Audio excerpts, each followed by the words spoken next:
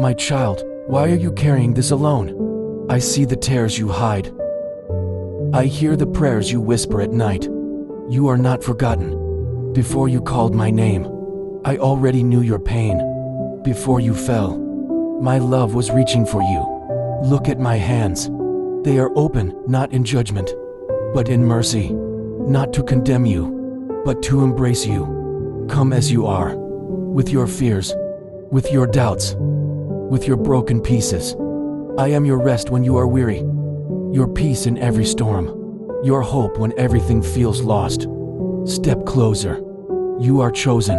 You are loved. You are mine. Come and find peace in my embrace. So before you scroll away, take a deep breath. Close your eyes for just a moment and whisper his name, because his arms are still open, still waiting, still loving. And this message, it wasn't random. It was meant for you.